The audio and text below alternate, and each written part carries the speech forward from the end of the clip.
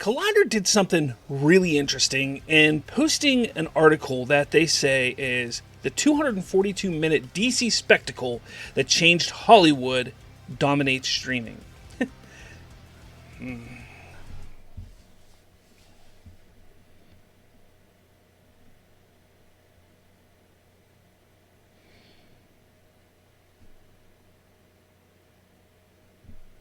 Collider has decided to jump on the Restore the Snyderverse bandwagon, it appears, as they posted an article hyping up and stating that Zack Snyder's Justice League was a spectacle that changed the world, specifically Hollywood, and dominates streaming.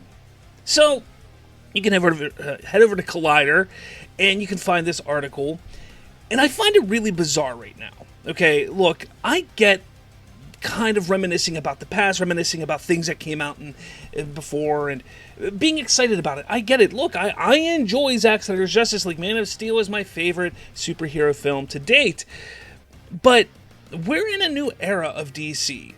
So I think it's kind of ridiculous. Collider, who's somebody who's going to want to sit there and get the exclusives and get access to what James Gunn is building, to post this or allow this to be posted on their site is kind of odd in my opinion. Now, that's not to say that it isn't true. I'm not going to sit here and say that Zack Snyder's Justice League is not a spectacle, because it 100% is. But I do want to push back on the idea that it changed Hollywood. I do want to push back on that. Now, this article is very bland, which it seems like the title was more there just to get people to click on it more than anything else. Because it just talks about Zack Snyder's career, how he started with Dawn of the Dead. He's streaming on Netflix with some things. He made 300 with Gerard Butler, made The Watchmen. And then in 2013, Man of Steel came out with Henry Cavill, Russell Crowe, and Amy Adams. It says after Snyder directed Man of Steel, he was given creative control over a larger branch of DC's stories. And he chose the next chapter to be Batman v Superman, which isn't completely inaccurate. However, there was a lot more going on the inside of Warner Brothers at the time that led to this, and you're going to be able to see and read all of that in my upcoming book, The Snyder Effect, which covers the entirety of the DCEU from its inception to its demise, and that will be coming out very soon. But as I continue here, the film introduced Ben Affleck as a darker Batman, was met with extreme controversy both from critics and fans. Then after Batman v Superman, Zack Snyder directed Justice League. But he had to leave the project during the middle of production to deal with the tragic suicide of his 20-year-old daughter. Joss Whedon, director of The Avengers and Age of Ultron, took over directorial control and the original theatrical cut. But then 4 years after that, Warner Brothers let Zack Snyder release his own cut of the movie titled Zack Snyder's Justice League. And now it says all these years later, the film is still charting in the top 10 on HBO in several countries. Okay. It is a fun film. But let's not sit here and act like people aren't trying to push an agenda. If you go on social media, you will see all these people saying, we have to stream this on 2/14, we have to do this. Like every month there is a day dedicated to pumping up Zack Snyder from a certain section of fans. And I get it, they're big fans of Zack Snyder. I'm a fan of Zack Snyder. But when I sit here and think about it, it's kind of like, yeah, you're kind of pumping up that this movie's doing great numbers-wise on the charts, but you're not diving into the reason why. It's not because audience members that are just your general movie-going audience members are jumping on and watching that thing. No. It's the fandom that is sitting there purposely picking out certain days. Let's just stream this non-stop for 2 days straight or for a day straight, and all of us do it together. And that's kind of skewing the numbers a little bit. Again, I'm not saying that the movie isn't good. I'm not saying that the movie did not do well, because it did do well on streaming. It was a global phenomenon, as they said years ago. But the fact of the matter is, in 2026, it's not as big as you would think it is. Now, he continues, Zack Snyder's Justice League changed the world. In the years before the Zack Snyder's Justice League, Snyder's devoted fans launched a campaign to release the Snyder Cut, which received enough momentum to force Warner Brothers to follow through with another version of the film. Snyder's new cut of the movie was not given a theatrical release, but it broke records on HBO Max. It did. But let's not also forget that HBO Max was brand new. It was a year old at that time. Breaking those records weren't all that impressive because all of those records have been broken since. You know another film that has broken a lot of those records? James Gunn's Superman. At the time, this was one of the platform's biggest movies ever. I like how he says, at the time, because it is very true. It was at that time. The film comes in with a behemoth runtime of just over 4 hours, and it returned Cavill as Superman, Affleck as Batman, Godot as Wonder Woman, and Momoa as Aquaman. And then that's where he leaves it. I don't know if it's lazy writing, if he just didn't want to write anymore, really investigate and get down and dirty to what is going on, or if he just wanted to not be controversial, or if he just had to meet a certain word criteria to get his article out this week. But to me, I think it's sort of, what's the word I'm looking for? Lazy to do this. You know, it's insincere. I sit here and I think, did Zack Snyder's Justice League change the world?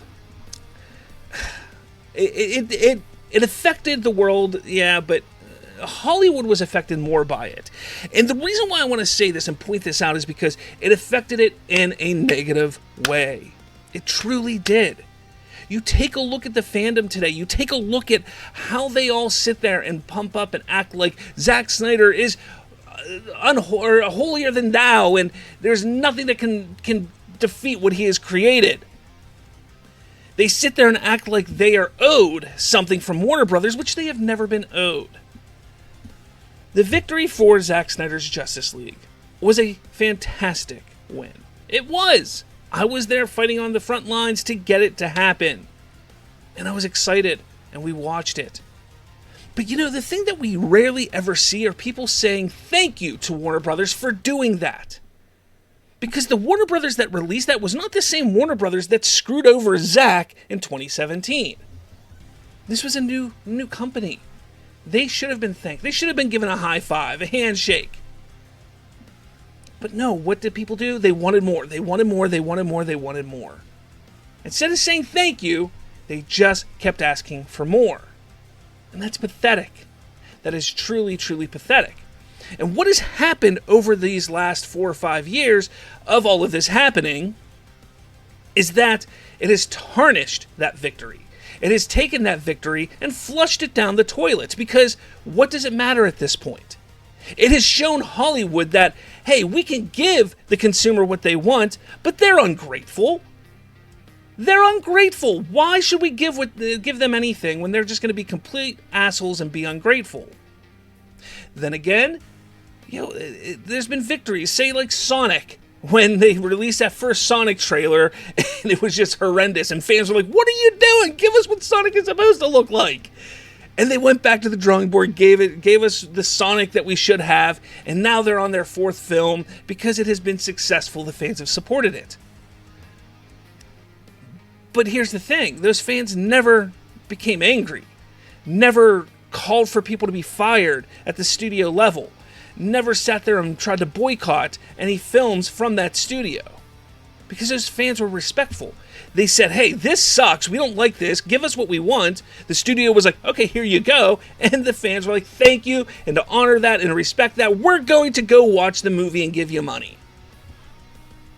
That's not what the Snyder fans did.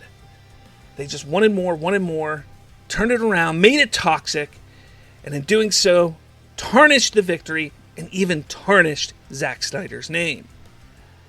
And that's the thing that people refuse to acknowledge in all of this, is that when this happened, this was a major victory for fans in Hollywood. This could have shown Hollywood and proved to Hollywood that, hey, there's another way of doing this.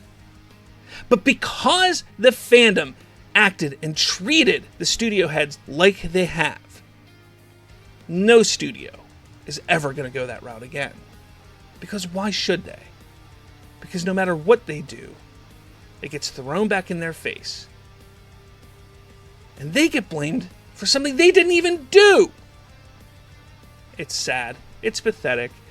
And look, I don't understand the article, why they felt they needed to put this out. Like I said, you got a new DC going on right now. People, every Christmas Die Hard pumps up in the streaming wars. Like, yeah, Die Hard's streaming great right now. Home Alone's streaming great at Christmas time. Every once in a while, you're going to see things like that. Every once in a while. We're kind of in a lull right now with superhero films, so people are going to go watch older superhero movies on streaming while they wait for the next movie. But, again, they don't look at the facts. They just say, oh, look, it's doing well in other countries. It's because it's amazing and it did everything great.